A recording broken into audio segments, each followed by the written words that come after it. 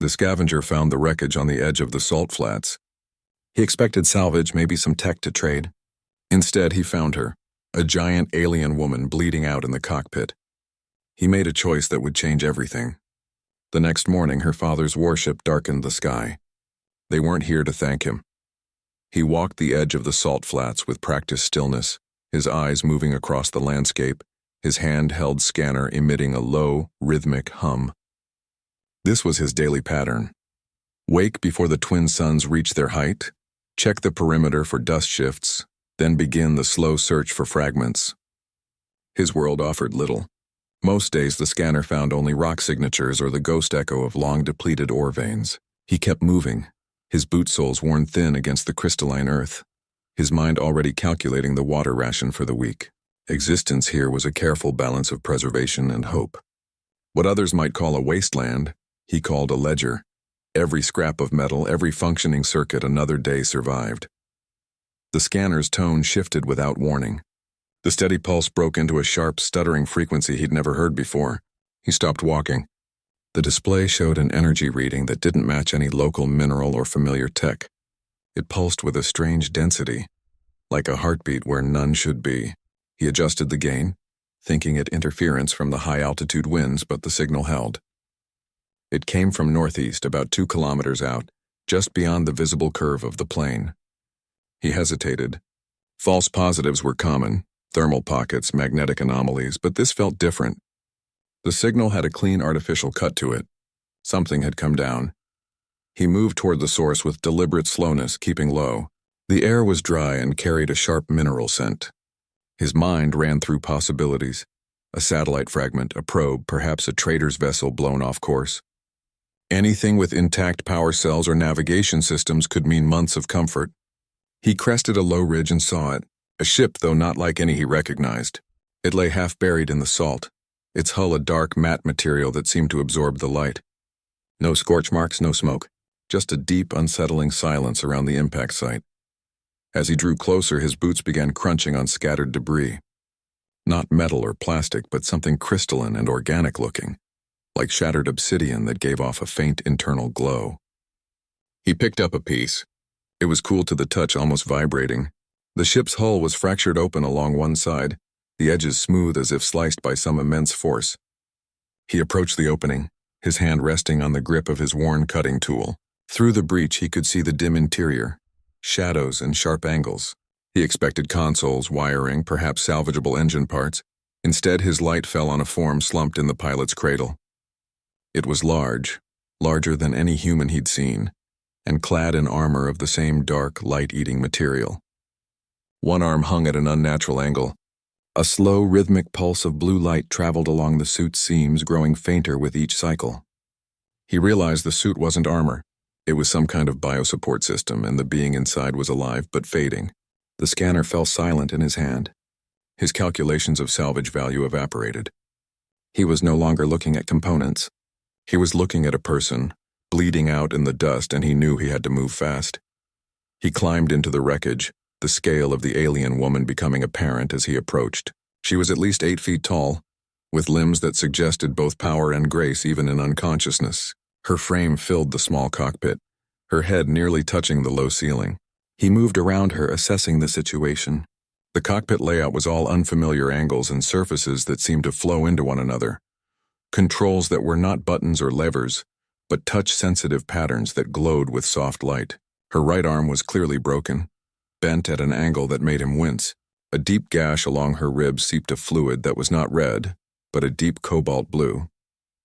A series of soft chimes began to sound from the instrumentation around her. They had a rising, urgent quality, like a warning system, but he couldn't understand the symbols that flashed alongside the sound. The tones repeated every few seconds, a soft but persistent alarm. He saw then the biological details his initial shock had missed. The blue fluid was her blood, and where it had spattered on the console it gave off a faint bioluminescent glow. Intricate markings ran along her neck and the visible skin of her hands, patterns that seemed to pulse with a soft internal light that matched the rhythm of the chimes. She was entirely alien. His first instinct was to back away. Every story he'd ever heard about first contact spoke of dangers, of plagues, of unforeseen consequences. His life was already a fragile thing, balanced on the edge of survival. To risk it for a stranger, an unknown, felt like a kind of madness. But then he looked at her face. It was peaceful in its unconscious state, with high cheekbones and skin the color of pale stone. She was not a monster. She was injured. The fear remained, a cold knot in his stomach, but it was now tangled with a simple human need to help. The practical problem was immense. She was easily twice his mass. Getting her out of the crushed cockpit and across 2 kilometers of open salt flats to his shelter was a task he wasn't sure he could manage. He found a release mechanism on her restraint harness, a panel that yielded to his touch. The harness retracted silently into the seat. He braced his shoulder against her torso and pushed, straining with all his strength. She shifted only slightly, a dead weight. He would need to rig a sled from debris, find a way to pull her. The chimes continued their soft, worried song. As he was trying to figure the angle of pull, her eyes opened. They were a striking silver, but it was the pupils that held him. They weren't round or slit, but shifted and flowed like droplets of liquid mercury, reflecting the dim light of the cockpit. There was no fear in that gaze, only a deep, assessing intelligence. She looked at him, at her broken arm, at the shattered view screen. A low sound, not a word but a tone, came from her. It was a question. He knew then he couldn't leave her. The technology, the potential danger, the sheer impossibility of it all no longer mattered. She was alive and needed help. He pointed toward the opening of the ship, then toward the horizon where his shelter lay. He made a lifting motion with his hands, then pointed to her and himself. He would get her there. The choice was made. He turned and began gathering materials from the wreckage, anything he could use to construct a drag litter, the work now fueled by a purpose beyond salvage. The long walk back was going to be a trial. He got her into his shelter just as the first wind of the evening storm began to scour the salt flats. The space, which had always felt cramped for one, was now impossibly small. Her body took up most of the central floor, her legs bent at the knees to fit. The dim glow from her suit's biomarkings cast shifting patterns on the corrugated metal walls, making the familiar room feel alien. He moved around her with a careful economy of motion, his own supplies pushed to the edges. The air smelled of dust and the faint ozone-like scent coming from her wounds. He set to work with what he had. His medkit was meant for human physiology. He cleaned the gash on her ribs with a standard antiseptic wipe. For a moment it seemed fine. Then the skin around the wound began to darken to a deep violet hue. A network of fine black lines spread out from the contact point like cracks in glass. She made a low pain sound, her head turning away. He snatched the wipe back, his heart hammering.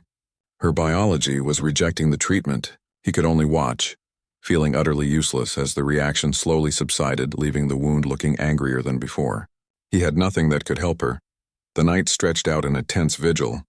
He sat propped against the wall, a blanket around his shoulders, watching the slow, rhythmic pulse of light travel along her suit. He noted its pattern, how it seemed to slow when she was in pain, speed up when she was resting. He realized the suit itself was her medical care. The material along her ribs was subtly shifting, the edges of the gash drawing together by millimeters. It was a slow internal process, but it was working. His intervention had only disrupted it. He understood then that his role wasn't to heal her, but to protect her while she healed herself. As the hours wore on, she grew more alert. He tried to communicate. He pointed to his chest and said his name. She watched him, her liquid metal pupils dilating. She did not speak, but after a moment she lifted her good hand and touched her own chest, then made a series of soft, chiming tones. It was a name or a title. He nodded. He showed her a water canister, mimed drinking. She shook her head slightly. The gestures were basic, a clumsy dance of shared meaning, but it was a start. He learned she needed light, not water. He repositioned his single solar lamp to shine on her, and she seemed to relax. But the small progress was shadowed by a growing unease. Her ship was still out there, a beacon on the salt. His own scanner had found it. What if others had too? The desert was not as empty as it seemed. Other scavengers, patrols from the distant outpost, they all listened. A crash of that size would have registered on dozens of arrays. He kept glancing at his own crude motion sensor by the door, its light glowing a steady, silent green. For now they were alone, but the feeling of being watched, of a clock ticking down, settled deep in his bones. Near dawn, she moved. With a deliberate slowness that spoke of great effort, she lifted her good arm. She didn't point or gesture for an object. Instead, she brought her long fingers together in a complex shape, then pressed them to her forehead and bowed her head toward him. The motion was formal, practiced. It was not a request. It was a statement, gratitude, recognition. He simply nodded back, the weight of the gesture clear even without words. The first hint of gray light began to outline the shelter's door seal. Then the low hum started. It wasn't the wind. It was a deep subsonic vibration that came up through the floor plates and set his teeth on edge. The single light in the shelter flickered. The sound grew, resonating in the metal walls, a pressure building in the air. He looked at her. Her eyes were wide open, fixed on the ceiling, all traces of gratitude replaced by a sharp, knowing dread. She recognized the sound. The hum became a physical presence, a vibration that came up through the soles of his boots and settled in his bones. It wasn't a sound you heard so much as felt, a deep resonance in the air that made the metal walls of his shelter thrum. The single light flickered again, then died, plunging the room into the soft blue glow of the alien woman's suit. She was rigid, her head tilted, listening to something he could only feel.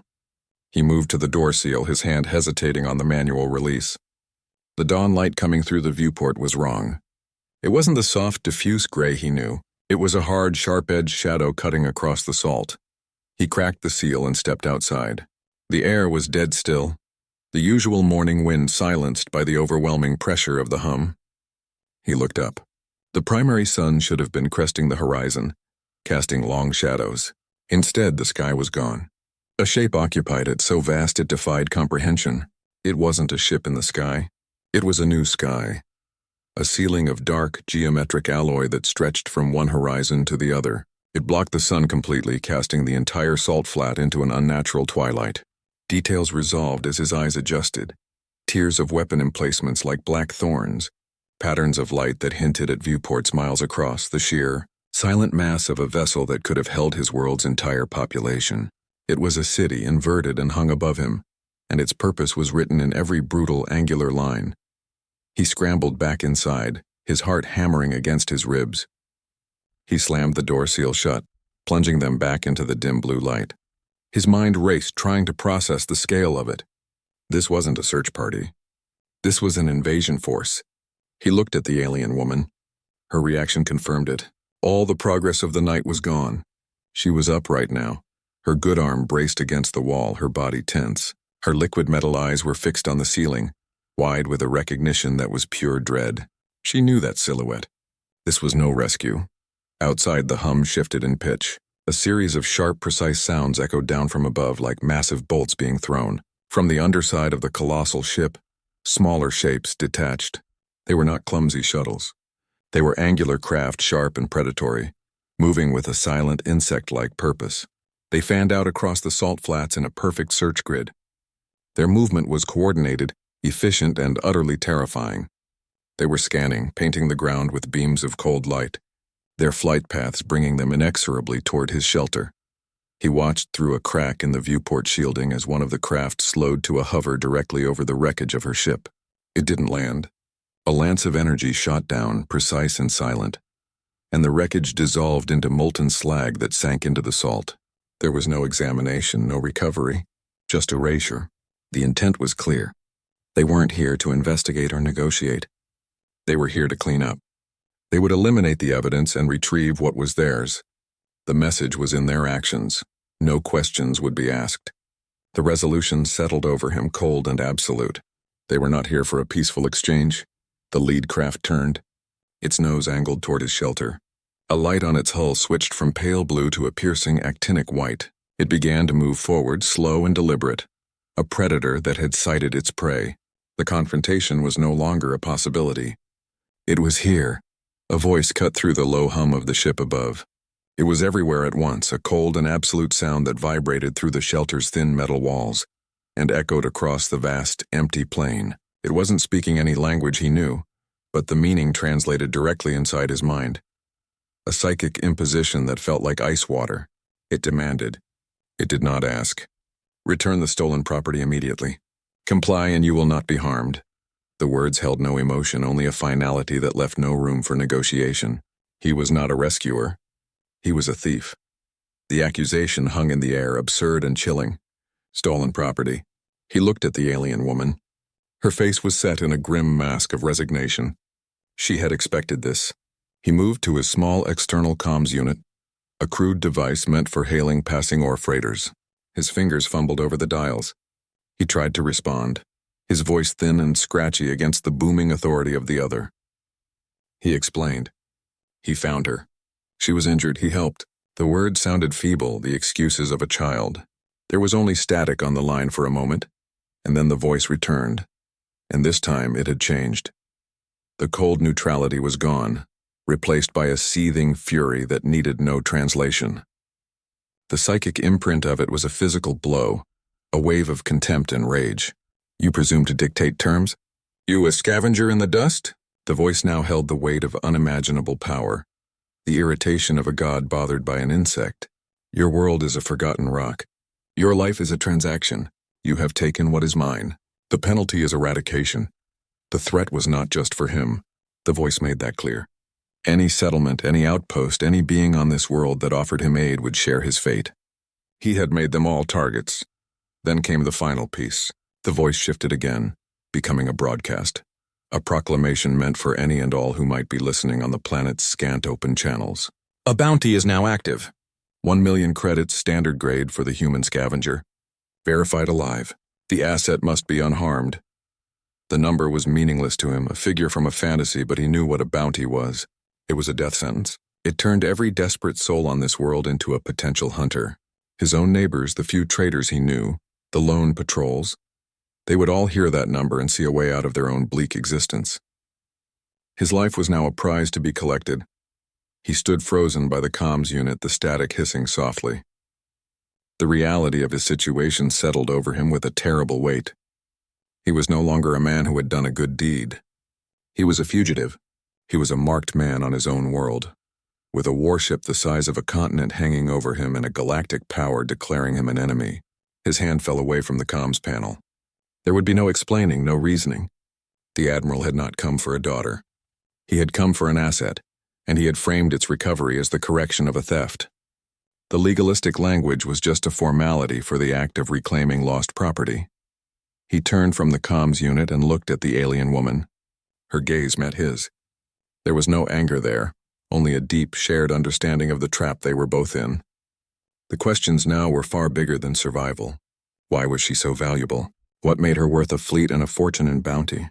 The Admiral's reaction was too extreme for a simple retrieval. It was the response of someone who had lost something vital, something whose loss could not be tolerated. The answers were not outside with the ship. They were in this room, with her. He had to know what he had truly brought into his home. He watched her as the Admiral's voice faded from the air, leaving only the oppressive hum of the ship above. She moved slowly, her movement stiff with pain and something else, resignation. She gestured for him to come closer, then pointed a long finger at a section of her damaged suit on her forearm. The material was torn, and beneath it he could see not skin, but a complex interface of glowing filaments and crystalline circuitry. It was a databank, part of her, and it was badly damaged. She made a series of gestures, miming extraction, then projection. She couldn't speak his language, and the psychic broadcast had been one way. This was how she would explain. He found a small power coupler in his toolkit, its ends stripped bare. She took it from him, her fingers surprisingly deft despite their size. She touched the exposed wires to 2 specific points on her arm interface. A spark jumped and a distorted image flickered into life against the far wall of the shelter. It was hazy, fragmented by static and damage, but it showed a schematic of a ship. Her ship. She pointed to the image, then to herself, and made a motion of steering. She was not a passenger. She was the captain. The image shifted, showing a star chart with a course plotted. It didn't look like exploration. It was a straight, desperate line heading away from a cluster of marked systems. It was a route of flight. She then used her hands to paint a picture in the air. One hand became a rigid, formal figure. The other hand a different, opposing shape. She brought them together slowly, fingers interlocking in a way that suggested not union but constraint, a binding. She then made the first hand herself break free and flee. The second hand pursued. Arranged marriage, political alliance. She had been a piece in her father's strategy, a token to secure a truce with a rival house she portrayed as aggressive and cruel. Her value was not in herself, but in the treaty her union would seal. She had chosen desertion over duty.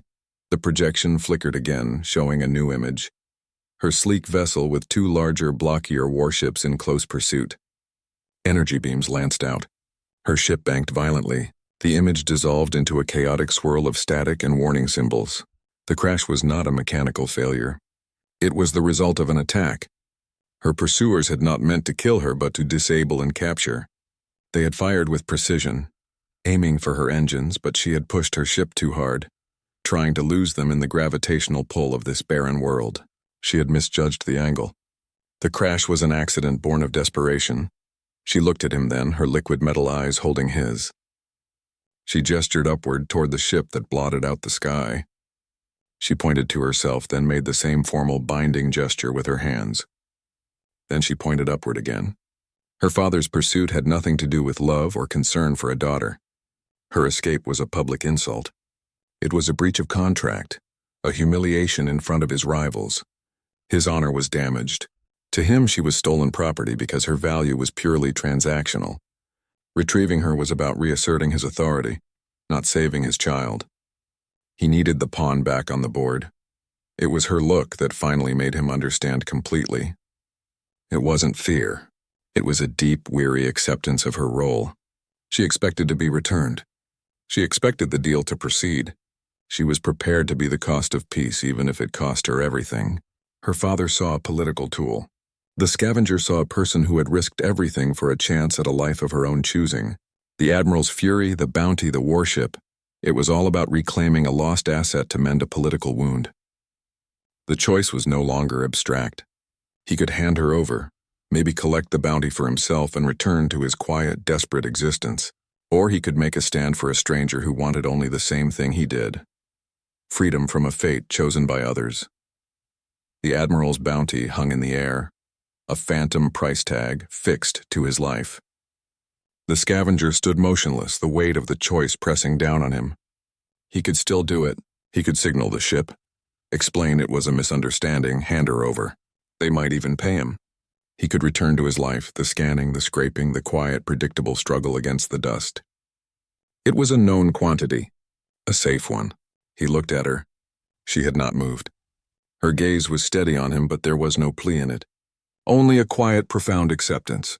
She had been prepared for this moment long before she crashed on his world. She expected to be traded. That look, more than any argument, solidified something in him. His mind flashed to the wreckage, finding her not as a piece of technology, but as a living being, broken and alone in the shattered cockpit. The surprise of it, the immediate humanness of the impulse to help, even though she wasn't human, the moment of connection felt more real than any transaction. He looked around his shelter, really looked at it. The patched walls, the meager supplies, the singular chair. This wasn't a life. It was a waiting room, a slow grinding existence defined by what he lacked. He had been preserving a shell, not building anything. The Admiral's offer was just another transaction, another exchange of resources to continue that hollow preservation. It felt like surrender. It felt like agreeing that his life and hers were only worth what someone else would pay. He met her gaze again. The resignation was still there, but he saw something else now. A flicker of the intelligence, the will that had made her flee a gilded cage. He had chosen to help her once, driven by a simple right feeling. That feeling hadn't changed. The circumstances had just gotten louder. To go back on that now, to hand her over for a promise of safety or a pile of credits, would be a betrayal of the only truly meaningful decision he'd made in years. It wouldn't be saving himself. It would be erasing himself. The rightness of the choice wasn't logical. It was a quiet certainty that settled in his chest. He would protect her, not because it was smart or safe or advantageous. He would protect her because it was right. The reality of that decision landed a moment later. He had just chosen to defy a fleet that could blot out the sun. He was one man in a metal shack on a dead world. The Admiral had soldiers, technology, overwhelming force. The scavenger had a few tools, a lot of stubbornness, and a profound lack of good options. How does one man fight a fleet? He wasn't a soldier. He wasn't a hero from an old story. He was a scavenger. His entire life was built on finding value in what others had discarded, on making broken things work. His weapon wasn't force. It was knowledge. He knew this planet. He knew its secrets. The Admiral saw a barren rock. The Scavenger saw a battlefield from a forgotten war, and he knew where the old bones were buried. He was no longer just a man caught in a storm. He had stepped into the path of it by choice. The label didn't matter. Fugitive, rebel, fool. He had chosen his side. The fear was still there. A cold knot in his gut, but it was now accompanied by a strange, focused calm. The problem was no longer about what he should do. It was about how he would do it. He turned from her and walked to a rusted metal cabinet bolted to the wall. Inside were not tools but maps, hand-drawn charts on scraps of synth paper, detailing not ore veins but other things, strange energy signatures, anomalous rock formations, the hidden geography of a world that had a history. He pulled them out and spread them on the floor, his mind already working, discarding the impossible and searching for the merely desperate. He had a plan to formulate. It would be a terrible plan, but it would be theirs. He spread the maps across the floor, the worn synth paper crackling. Each one was a testament to years of walking the salt, not just for salvage, but out of a need to know the place he was trapped in. His scanner had found pockets of energy that didn't belong, geometric patterns of heat under the salt crust that no natural formation could explain. The other scavengers called them ghosts, mineral echoes, and left them alone. He had marked them. He had dug. What he found was not ore. The planet was a graveyard. Long before it was a wasteland, it was a battlefield. Two empires had clashed here, their war so total it had scoured the atmosphere and boiled the seas, leaving only the salt and the bones of their war machines. The anomalies on his map were not natural. They were the husks of old defensive emplacements, sensor towers and power grids all buried deep and silent. He had even found access points, sealed hatches of a strange alloy that resisted his cutting torch, marked with symbols that looked like frozen lightning. He hadn't understood their purpose then. He had just logged their locations, a catalog of mysteries. He tapped a spot on the most detailed map. It showed a concentration of readings near a jagged rock formation he called the Knife's Edge. "They're down there," he said, his voice low. "Defenses, old ones buried." He looked at the alien woman. The ones who fought here they built to last. The scale of it was immense. This wasn't a single gun. It was a network, a planetary shield system designed to hold off an armada. It had failed its original owners, but its bones were still here. He knew the locations. He had, through trial and error over years, even decoded some of the basic activation sequences from the few terminal fragments he'd managed to access. It was a theory, a desperate guess, but it was the only card he had to play against the ship in the sky. She leaned forward, wincing at the movement, and studied the maps. Her eyes, those shifting pools of metal, moved over his hand-drawn symbols and notations. She pointed to one of the lightning bolt sigils he had copied next to a hatch location. A sound came from her, a soft chime of recognition.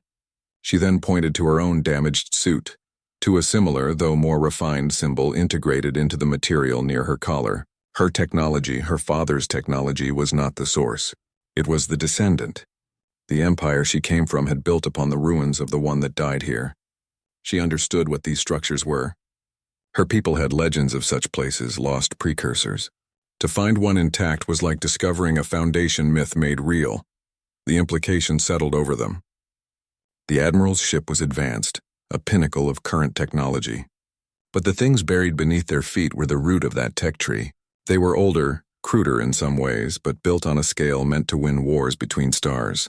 The Admiral would be looking for modern countermeasures, modern tactics. He would not be looking for the planet itself to wake up and fight back. The Scavenger's knowledge of these forgotten passageways and dormant protocols was an advantage the fleet could not anticipate. He knew the graveyard's layout. He could turn the tombstones into weapons. Her gestures became sharp, urgent. She pointed to the new fleet, then made a crushing motion with her fist. Their intent was not peace. If her father handed her over to them to save his alliance, they would not treat it as reconciliation. They would see it as a sign of his weakness. They would take her, and then they would take his territory. The marriage was a pretense for a takeover. Her return would not prevent a war. It would merely change the battlefield and the timing. The salt flats of this forgotten world would become the first front in a conflict that would spread across systems. His shelter, his maps, his entire existence, it would all be erased in the opening salvo.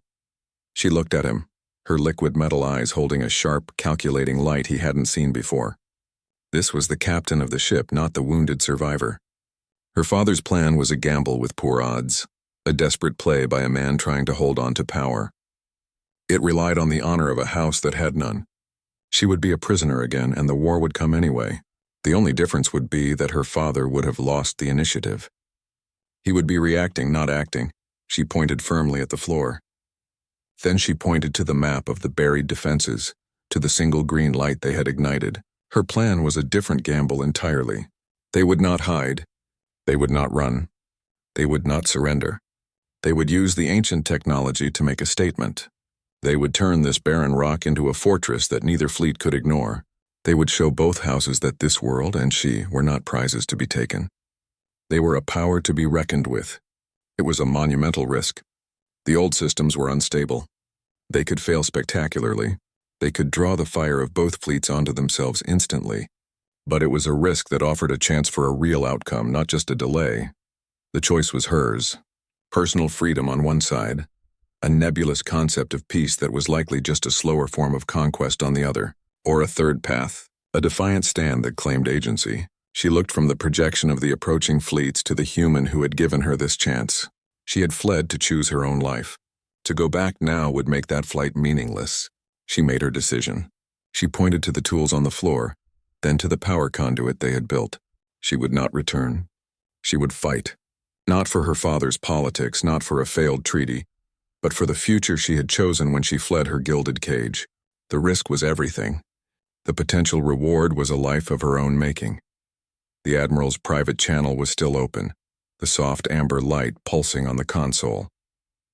The scavenger looked at her, saw the resolve etched in her face, and understood. He let the channel close.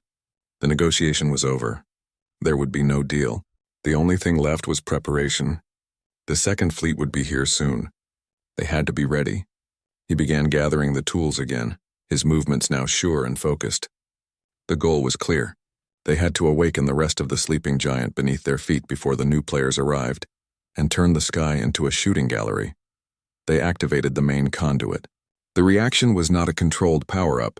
It was a seismic event. The ground beneath the shelter bucked violently, throwing them both against the wall. Outside, the salt flats erupted. Geometric spires of dark pitted metal tore up through the crystalline crust, rising in precise angular formations that defied the random chaos of the landscape. They were immense, like the fingers of a buried giant forcing its way to the surface, their peaks scraping the low-hanging belly of the Admiral's ship. The air filled with a deafening roar of grinding stone and shrieking metal, a sound that had been buried for millennia. The network was not sleeping. It was angry. The energy output was a storm. Lights flickered across the newly risen spires, flaring with unstable, violent intensity. Warning glyphs scrolled across the scavenger's jury-rigged console, a language of impending overload he didn't need to translate. The entire system was a feedback loop, power feeding on itself with no stable regulation. It wasn't a defense grid. It was a bomb in its final moments before detonation. They had to stabilize it or be vaporized by their own weapon. He shouted readings to her, his voice raw against the din. She answered with sharp gestures, directing him to reroute cables, to cross-connect systems in ways that made no logical sense to him, but followed an internal rhythm she seemed to understand. His hands moved on the crude human interfaces. Her good hand danced over the crystalline controls of her suit. The two technologies forced into a desperate partnership. Above them, the sky transformed. The spires began to emit a harsh blue-white light. This light coalesced into shimmering domes of energy that snapped into existence, layering over one another to form a ragged, overlapping shield over a vast area of the salt flats. From other spires, weapon emplacements of impossible design extended. Barrels that looked like forged lightning. Projectors that hummed with contained destructive force. The sky was no longer empty. It was a ceiling of active, deadly hardware, a display of technological power on a scale that was both awe-inspiring and terrifying. The Admiral's ship reacted instantly. Its monolithic presence, which had been a passive threat, shifted. The deep hum of its engines changed to a higher, more aggressive pitch. It began to move, a city-sized vessel adjusting its position with a deliberate, ponderous slowness that was more frightening than speed. Its weapon ports, previously dark, glowed with a malevolent red light as they powered up. The strategy had changed. The unseen Admiral was no longer dealing with a fugitive. He was confronting an unexpected military asset, and his posture shifted from retrieval to tactical engagement. At that moment, the rival fleet arrived. They dropped out of faster-than-light travel at the system's edge, a swarm of blocky, aggressive-looking warships that immediately moved into an attack formation. They did not hail. They did not scan. They saw the Admiral's ship and the unexpected planetary defenses, and they opened fire. Lances of orange energy, meant for capital ships, streaked down through the atmosphere, aimed directly at the heart of the rising spires. The first test of the ancient shield was not a probing shot. It was a full-scale barrage from a battle fleet. The impacts were silent and blinding. The orange beams struck the layered energy domes and exploded into cascading fractals of light, washing the entire landscape in a harsh, actinic glare. The shelter shook as if in the heart of an earthquake. The console in front of the scavengers screamed with overload warnings, several components smoking and dying. The shields held, but they flickered violently, patches of the dome fading to near transparency before stubbornly snapping back into existence. The strain was immense. They had bought a moment, not a victory. The sky was now split three ways: the ancient flickering shields, the Admiral's repositioning fleet, and the new arrivals pouring fire downward. A stalemate forged in light and fire. From the central spire, the tallest of the ancient structures that now pierced the sky, a new signal began to broadcast. It wasn't a weapon discharge or an energy flare. It was a voice. A clear, androgynous, pre-recorded voice that cut through the chaotic comms traffic of the two fleets. It spoke in a language no one present knew, yet the meaning translated directly, imprinted onto the mind with the weight of immense age. "We are the last testament of the Kirisha," it began. The words devoid of emotion, only a profound and final exhaustion. "This broadcast is our final act. Hear the reason for our silence." The message was a history lesson from a grave. It told of the Kirisha Empire and their rivals, the Vol. It detailed a war that began over resources, escalated through pride, and concluded with the absolute desolation of the world they now stood upon. The salt flats were not a natural formation. They were the remains of a vaporized ocean. The barren rock was the scorched bedrock of a continent. The Kirisha and the Vol had not just fought each other. They had systematically dismantled the planet that sustained them, each side believing the next weapon, the next strategy, would deliver a final victory. The victory was silence. They had achieved mutual annihilation. The voice explained the purpose of the technology now active around them. The planetary shield network, the weapon spires, they were not built for conquest. They were a final, desperate contingency designed by the last Kirisha engineers. Their function was not to win a war, but to enforce a stalemate. They were the ultimate deterrent. The system was designed to identify fleet-level aggression and respond with overwhelming automated force, targeting the capability to wage war rather than life itself. Its sole purpose was to make conflict so catastrophically costly that no rational entity would attempt it. It was a monument to the concept that the only way to win was not to play. On the bridge of his command ship, Admiral Torvin listened. His military mind, trained in tactics and history, recognized the patterns immediately. The Kirisha Vol conflict was a foundational tragedy in galactic history, a cautionary tale taught to every junior officer.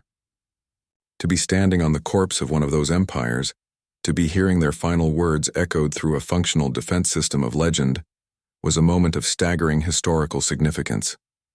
It was like listening to a ghost recount its own murder. The sheer weight of it silenced his strategic calculations. This was no longer a simple retrieval operation. The recorded voice continued, laying out a framework. It provided specific communication protocols, frequencies reserved for ceasefire negotiations. It outlined a basic structure for parley, a set of rules for discourse that the system itself would monitor and enforce. The technology would not broker peace. It would only ensure that any discussion happened without the immediate threat of bombardment. It offered a table and the threat of utter destruction if anyone dared to flip that table over. The wisdom was ancient, bleak, and utterly practical. The tension in the shelter shifted. The scavenger and the alien woman watched their consoles. The raging fire from the rival fleet had ceased. The Admiral's ship had powered down its offensive systems. The voice from the past had not stopped a war. It had imposed a moment of silence. It had forced a pause. The planet, through the ghost of its dead civilization, had become the neutral ground. It had become the negotiator. The terms of any discussion would now have to be spoken here, under the gaze of the very technology that had once failed to save its creators. The path to a solution was now open, but it was narrow, fragile, and paved with the bones of a world that had already lost everything. A three-way communication line flickered to life, a precarious link between the two war fleets in orbit and the single shelter on the salt flat below. The scavenger stood before his crude console, the alien woman at his side, her height making the space feel even smaller. They were the representatives of a dead world, speaking for the ghosts that guarded it. The voice from the rival house commander came through first, sharp and condescending. It dismissed the human outright. He was a primitive, a scavenger, a non-entity with no standing to speak on matters of galactic politics. His presence at the table was an insult. The demand was for the Admiral to handle his local pest and then proceed with the real negotiation. Admiral Torvin's voice cut in, cool and definitive. He backed the scavenger's claim without hesitation. The human and my daughter activated the Carisha systems, he stated, the facts laid out like stones. They control the deterrent. They speak for the neutral ground we are standing on. Their authority is the only one that matters here. It was a stunning shift. The most powerful military leader in the sector had just legitimized the position of a man who lived in a metal shack, elevating him to an equal in the discussion. The rival commander fell silent, the political calculus visibly changing. To refuse now was to refuse the Admiral himself. The terms were harsh but clear. A permanent neutral zone would be established around the scavenger's planet, its borders patrolled by the silent, ever-watchful Carisha defense network. Any military incursion would be met with immediate and overwhelming response from the ancient automated systems. The planet would become a sacrosanct place, a buffer zone between the two powers. The arranged marriage, the cause of the entire crisis, was formally voided. It was replaced by a new non-aggression pact, a fragile treaty whose primary enforcer would be the planet-sized gun they were all standing on. The peace was real, but it was a peace held at gunpoint. The personal cost became clear as the legal language settled. The Admiral's voice, for the first time, lost its absolute certainty. His daughter would keep her freedom. Her desertion would be pardoned, her status restored, but she would remain on the planet under its protection. She was free but exiled. He, however, had to leave. His presence with his fleet would be seen as a threat, a violation of the very neutrality he had just helped create. He had to withdraw completely and permanently. He had secured a peace for the sector and freedom for his child. But he had lost her. He would never see her again. The communication line closed on that silence, the weight of his sacrifice hanging in the air. The scavenger looked at the alien woman. Her face was unreadable, a mask of mixed triumph and loss. She had won her freedom from the political machine, but the cost had been her family. The immediate danger was over. The fleets began to move, the massive shapes in the sky turning slowly, preparing for the long journey out of the system. The hum of the warship, which had been a constant presence for days, began to recede. They were alone again, but everything was different. The silence that returned to the salt flats was no longer empty. It was charged with the aftermath of the deal, and with the unspoken question of what came next for the two people left standing in the dust. Silence returned to the salt flats. It was a different kind of quiet now, no longer empty but weighted with the aftermath of colossal events. The scavenger stood outside his shelter, watching the last of the throaty fleet become a speck against the true sun, which once again cast its own light and shadows across the crystalline plain. The oppressive hum of the city ship was gone, replaced by the familiar whisper of the wind. He was alone, yet he felt the presence of everything that had happened. The shelter behind him, his home for so long, now looked small and fragile, a relic from a life that felt like it belonged to someone else. Its metal walls seemed to have shrunk, its contents trivial. He walked inside, and the space felt claustrophobic, a monument to a version of himself he had outgrown in a matter of days. He ran a hand over his workbench, the surface scarred and stained from years of repairs. His eyes moved over the map still spread on the floor, the crude tools, The single chair. This was not just a place. It was a definition. It was a life of scanning and scraping, of empty days measured in water rations and the occasional lucky find. It was a life of waiting for nothing in particular to happen. The tension was not about danger now, but about fit. He no longer belonged to the dust. The silence here was no longer peaceful. It was just quiet. Outside, a new sound began, a low, resonant hum that was familiar yet different. He stepped back into the light. The alien woman, Kier, stood beside a sleek silver craft that had risen on a landing strut from a concealed compartment within one of the Kirisha spires. It was her personal shuttle, repaired and powered by the ancient network. She moved with a confident grace, her injuries healed, her stature no longer that of a victim but a captain. She finished her pre-flight checks and turned to him. Her liquid metal eyes held his. She did not speak, but her meaning was clear in the slight tilt of her head, the open gesture of her hand toward the ship's open hatch. She offered him a place, not as a passenger but as a partner, a chance to leave the dust, to see the stars he had only ever scanned from the ground. It was an invitation to a future he could not imagine, filled with unknowns and wonders and potential dangers far greater than any he had faced here. She was giving him a choice his old self would never have had. He looked past her at the horizon. For his entire life, that line had represented the limit of his world, the edge of the known. Now it felt like a starting point. It held the weight of his past every lonely day and silent night, but it also framed the promise of the future, of everything that lay beyond it. The choice was stark. He could stay. He could reclaim the quiet, predictable struggle for survival. He could exist. Or he could go. He could step into the unknown, embrace a life of connection and purpose far greater than himself. He could live. The anticipation was not about what he would lose, but what he might gain. He looked at his shelter one last time, then at the ship, then at her. The resolution was quiet and certain. He nodded. He walked toward the shuttle, leaving the dust of his old life behind him without a backward glance. He accepted the unknown. He stepped through the hatch into the clean, cool air of the ship's interior. The transition was not just physical. It was the closing of one chapter and the urgent, thrilling beginning of the next. The impact of a single act of compassion in a wrecked ship had finally reached its conclusion, setting him on a path he never could have charted. The story of the desolate planet spread through trade lanes and comms networks. A quiet rumor at first, then something more. It became a beacon, a modern myth whispered in starports and recited in learning halls. It was not a tale of great battles or political maneuvering, but of a simple act. A human scavenger had found a crashed alien, and instead of taking what he could, he had given what he had. That choice, a moment of compassion in the dust, had halted a galactic war. The narrative was clean, powerful, and for many hard to believe. Skepticism was a natural reaction. In a universe governed by power and self-interest, the story seemed naive. Some dismissed it as propaganda crafted by the throaty Admiralty to legitimize their new, fragile peace. Others saw past the moral and focused on the tool. The Kirisha Planetary Defense Network was a prize beyond imagining.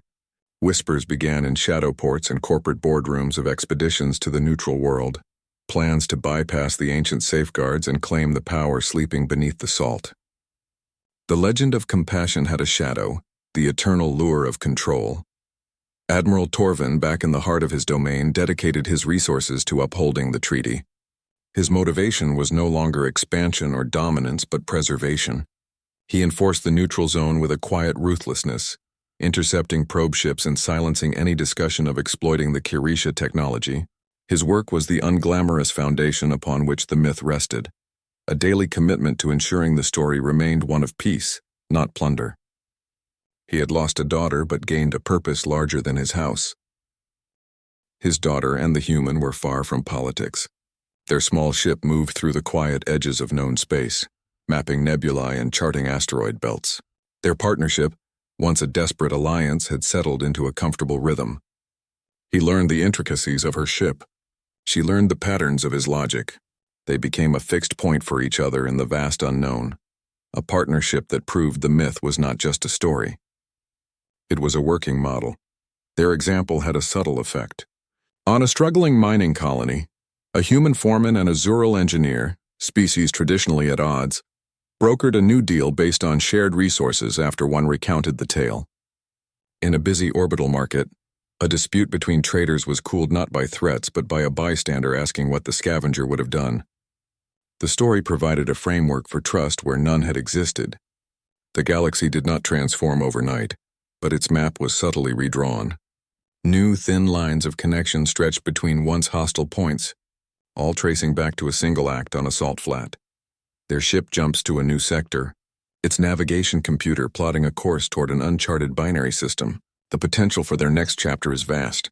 They are no longer just survivors or symbols.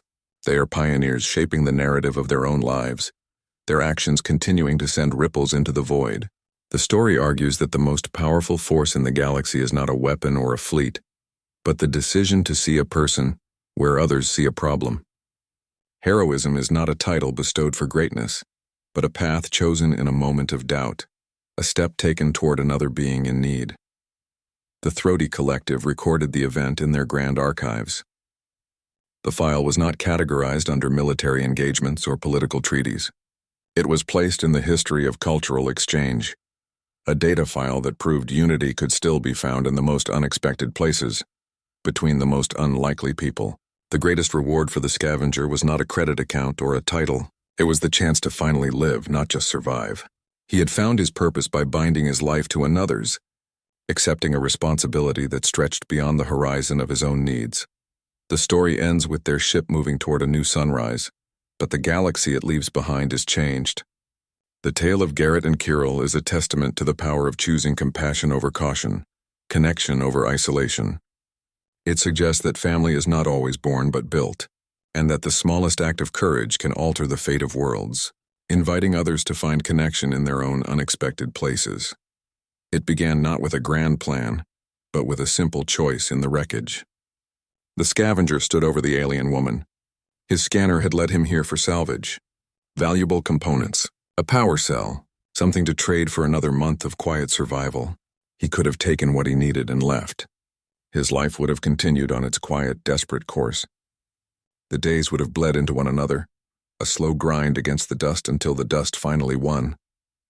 It was the expected path, the safe one. That single deviation, the decision to see a person where he expected to find parts, created a cascade no one could have predicted. It was a pebble dropped into a still pond, and the ripples became tidal waves that reached across star systems. A warship blocking the sun, a galactic bounty, the awakening of a dead world's ancient heart, a peace treaty forged not in diplomacy halls but in the shadow of planetary guns. None of it was planned. It was all an unintended consequence of a moment of basic compassion. It proves that true significance is often found not in our intentions, but in the unpredictable outcomes of our actions. Heroism, then, isn't a title you earn or a destiny you're born into. It's a series of choices made under pressure. It's the decision to help when it's easier to walk away, to stand up when it's safer to stand down, to trust when every instinct screams for caution. The scavenger wasn't a hero when he entered that ship. He became one through each successive choice. Each time he doubled down on that initial risky decision to care. His story argues that our smallest actions, the ones that feel insignificant at the time, can have a universal impact. A gesture of aid can alter the political landscape of a galaxy. A hand offered in a crash can eventually hold the fragile threads of peace. This idea invites a quiet question. It builds a subtle anticipation about your own potential for impact. You are making choices every day. Some feel small. Holding a door, listening to a friend, choosing kindness in a moment of frustration. It's easy to dismiss them as unimportant in the grand scheme of things. But what if they're not? What if the landscape of your life and the lives of everyone around you is being shaped by these seemingly minor decisions? What cascade are you starting right now without even knowing it? The story's resolution offers a clear answer. The scavenger's greatest adventure did not begin when he boarded the starship. It began the moment he stepped into the unknown wreckage and chose to see not what he could take, but what he could give. The greatest adventures always begin with a step into the unknown, a choice that breaks the comfortable, familiar pattern. It is a step taken not because the path is clear, but because the choice itself feels right. His story ends with him moving toward a new sunrise, but his journey truly started in the dark, with a single human decision that echoed across the stars. A single act of compassion reshaped the fate of worlds.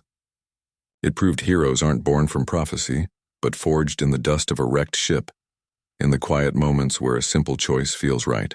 That choice rippled outward, changing everything. So consider the small courage you might offer when you face the unknown. The universe is vast, and it turns on these moments, the ones we rarely see coming, the ones that begin with a hand extended, not knowing what it might hold.